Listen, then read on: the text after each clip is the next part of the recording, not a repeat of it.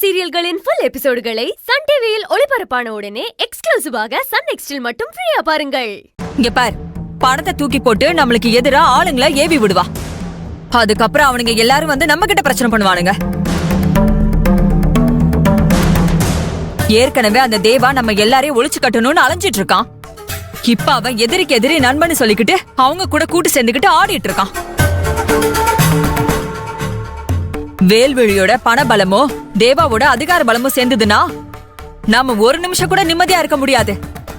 எந்த நேரத்துல எவன் யாரு என்ன பண்ணுவான்னு பயந்துகிட்டே இருக்கணும். இரு, நீ என்ன பேச விடு. நீ சண்டை போட்டுக்கிட்டு கல்யாணத்தை பண்ணிட்டு போயிடுவ. உன் அப்பா கடைக்கு போகணும், தண்ணி கேன் போடுறதுக்காக அலையணும். இதோ அகல்யாவும் ஜெகனும் சேர்ந்து காலேஜுக்கு போகணும்.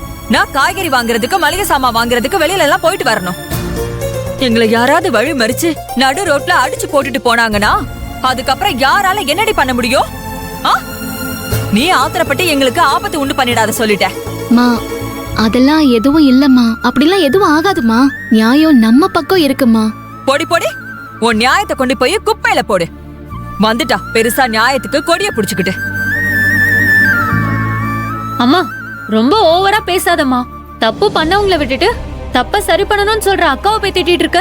ஏய், என்ன புரியாம பேசிட்டு இருக்க நீ? நான் எல்லாத்தையும் யோசிச்சுதான் இவன் மேல கோவப்பட்டு இருக்கேன். 1000 தான் இருந்தாலும் வேல்விழி இவ சின்ன மாமனாரோட பொண்ணு. நாளைக்கே இவ மாமனாரும் தம்பியும் ஒன்னா சேர்ந்துட்டாங்கன்னா அதுக்கப்புறம் இவ வாழ்க்கை தாண்டி கஷ்டமா போயிடும்.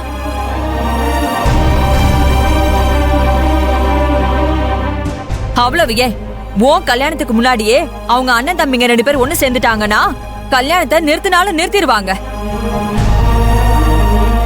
மனோரே, போது நிறுத்துறியா? ஏங்க நீங்க என்கிட்ட பாயுறீங்க?